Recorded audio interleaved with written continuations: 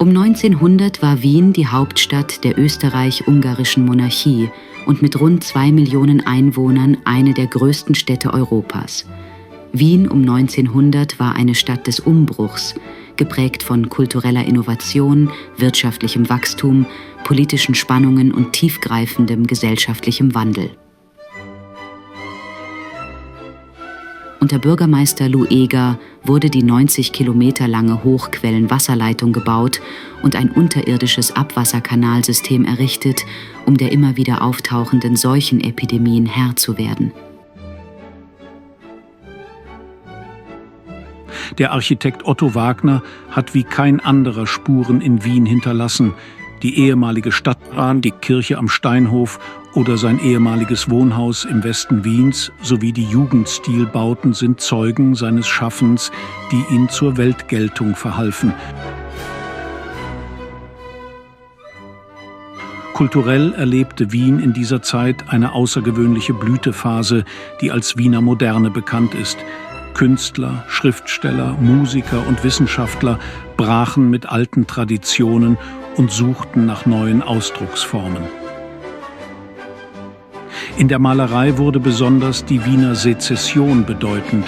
Künstler wie Gustav Klimt, Egon Schiele und Oskar Kokoschka brachen mit traditionellen Kunstformen und entwickelten einen neuen, symbolistischen Stil.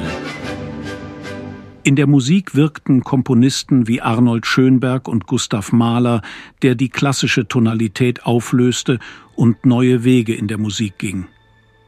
In der Literatur prägten Autoren wie Arthur Schnitzler das geistige Leben der Stadt. In der Psychologie revolutionierte Sigmund Freud mit der Psychoanalyse das Verständnis der menschlichen Seele.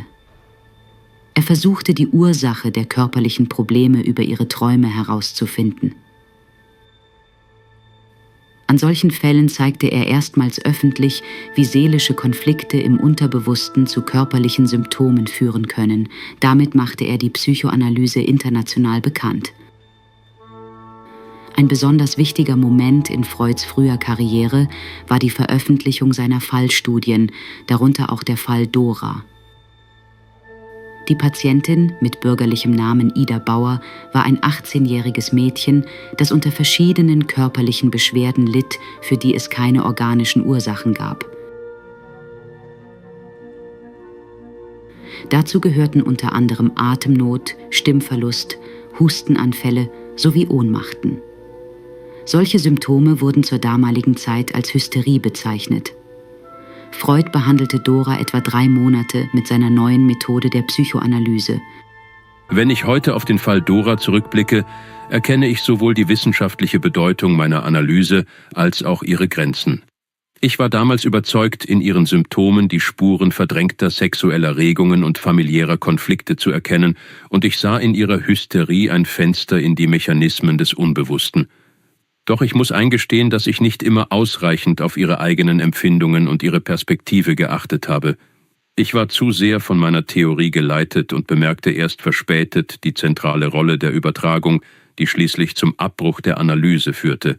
Vielleicht hätte ich mit größerer Offenheit und Geduld mehr erreichen können. Dennoch blieb Dora für mich ein wichtiger Fall. Er machte mir deutlicher als jeder andere, wie komplex das Verhältnis zwischen Arzt und Patient ist und wie sehr auch der Analytiker lernen muss, sich selbst zu hinterfragen. Ich bin nicht in die Sitzungen gegangen, weil ich Hilfe wollte, sondern weil man mich geschickt hat. Ich habe erzählt, was mir passiert ist, doch ich hatte immer das Gefühl, dass man mir nicht wirklich glaubt. Meine Angst wurde gedeutet, nicht ernst genommen. Ich fühlte mich nicht verstanden, sondern analysiert. Sigmund Freud war für mich keine Stütze, sondern eine weitere Autorität, vor der ich mich klein fühlte. Auch meine Träume spiegelten das wider. Im ersten werde ich aus einem brennenden Haus gerettet. Noch gibt es Schutz. Im zweiten Traum aber bin ich ganz allein. Ich irre durch eine fremde Stadt, suche meinen Vater und finde ihn nicht mehr. Niemand beschützt mich. Diese Träume fühlten sich an wie mein Leben. Erst die Hoffnung auf Rettung, dann das Alleinsein. Als ich die Therapie beendete, lief ich nicht davon. Ich habe zum ersten Mal selbst entschieden, mich zu schützen. Aus heutiger medizinischer Sicht würden Doras Symptome weniger als Hysterie, sondern als psychosomatische oder traumaassoziierte Stressreaktionen eingeordnet. Ihre Beschwerden lassen sich mit seelischer Überforderung, Vertrauensbruch und möglichen sexuellen Grenzverletzungen erklären.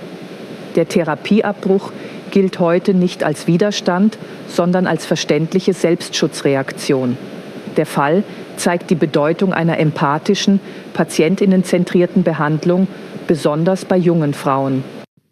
Auch wenn viele seiner Annahmen heute kritisch gesehen werden, lebt sein Einfluss in der modernen Psychotherapie und Psychosomatik bis heute weiter.